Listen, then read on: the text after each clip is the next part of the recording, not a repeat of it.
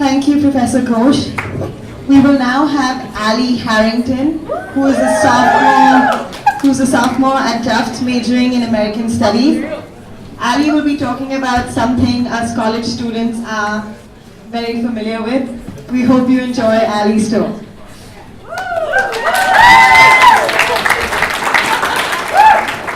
So, despite much experience in the field, it's taken me forever to truly understand hooking up. Most of my conversations with my friends start, so I hooked up with this guy, and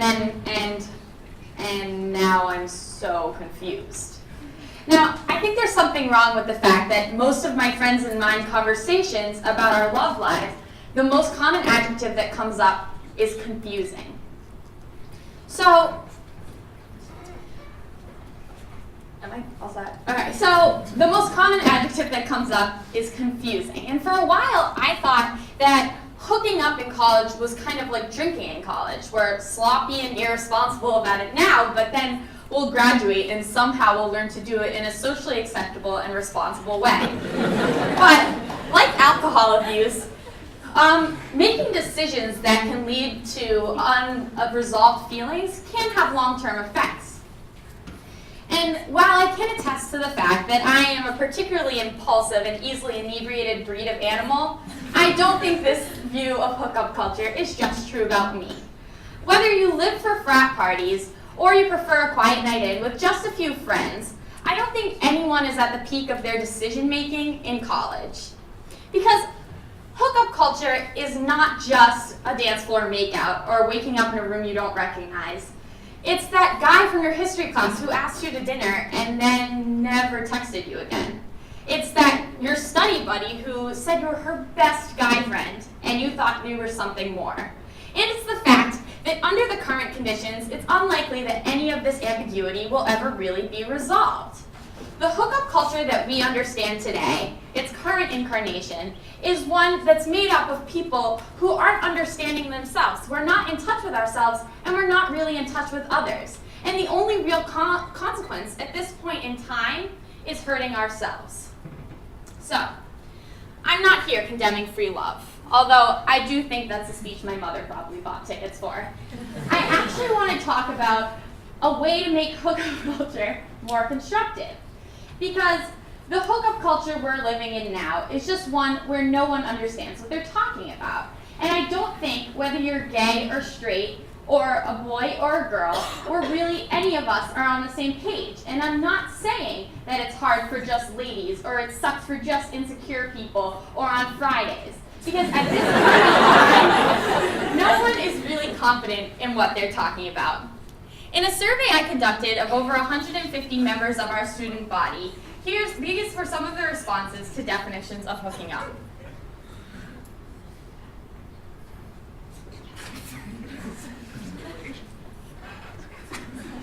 I couldn't have put it.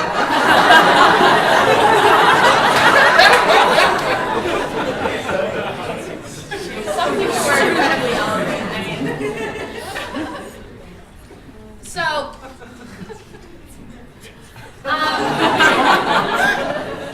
basically, people were quick to point out the vagueness of the term, and many people said, well, when I'm talking about hookup culture, I really expect some clarification.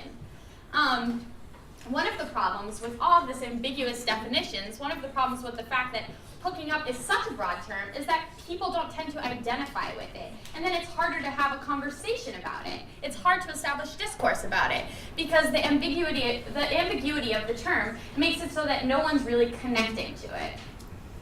And so,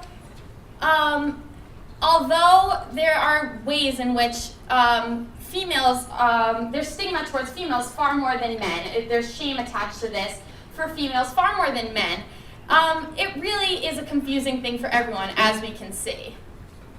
So, fellas, there's an understanding from a very young age, a very heteronormative understanding, that if you're a dignified man, you have to cultivate a deep respect for women and exert restraint around women. But this is coupled with the equally confusing message that manhood is linked to exerting sexual dominance.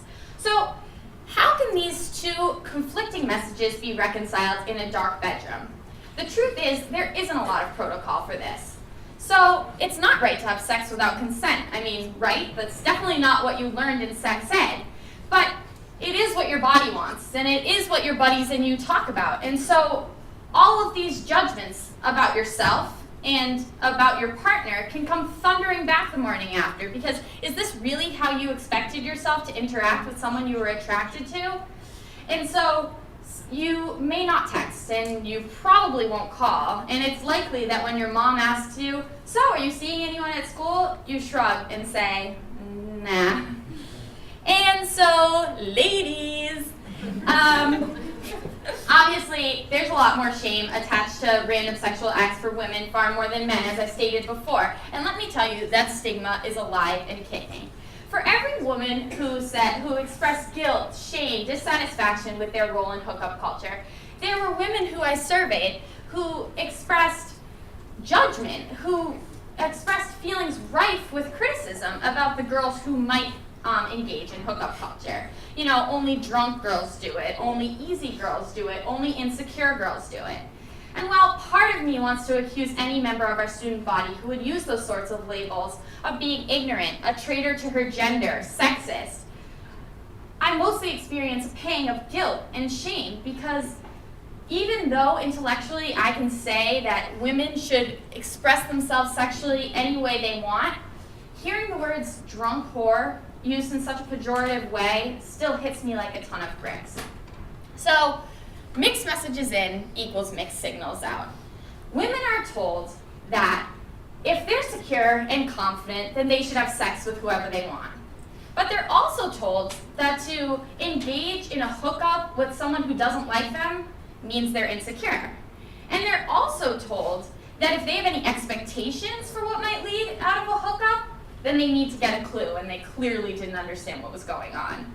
But they're also told, because TV and movies tell them to, that even if they're adorable and charming enough, or maybe emotionally damaged, or maybe have problems with commitment, or if they're Natalie Portman or even Cynthia Nixon, then sex should turn into a relationship, because that's what movies told us to. And so how often do you hear, don't worry about it, it wouldn't have worked out anyway, he's just not that into you?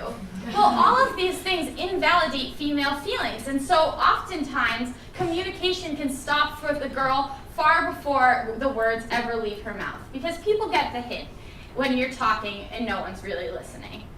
But if we ever took time to communicate, we wouldn't have to wonder, maybe he or she's not that into me, or maybe I sent mixed signals. Because in a perfect world, all of this culture is coming out of a larger part of college life, is what I've really found. It's a facet of the fact that we're not really communicating with ourselves in a world where all that really matters is establishing a career and doing well in school. And so getting in touch with our emotional lives, establishing a dialogue with ourselves about how we're feeling, or expressing any feelings about our romantic life can feel frivolous and often falls to the wayside. But in a perfect world, before you locked lips, before you went back to someone's room, before you went over to study and their roommate mysteriously wasn't there, and hopefully before you had one sip of alcohol, you would take time to have a conversation with yourself, to establish your expectations and your boundaries. This is the most important thing. And then secondly, you would have a conversation with your partner. You would establish things so that the lines of communication are open. And this doesn't mean that they have to be double jointed or love Billy Madison just like you. It basically means that if something comes up and you need to talk, or if you never plan on talking again, there's an expectation set there so that no one's confused and no one's feelings get hurt. Because the hookup culture we're engaging right now is one we can't really talk about.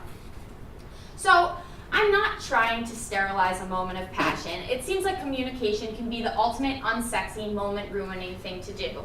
But in reality, it's the best way to get a substantial thing out of yourself and the situation given to you. The hookup culture we're all trying to promote is one that we can talk about, and one that no one's ashamed of, that's made clear to all parties. Because romance, love, sex, relationships, whatever you want to call it, no one ever said it was easy. But hooking up and never ever talking about it, well, that just sucks.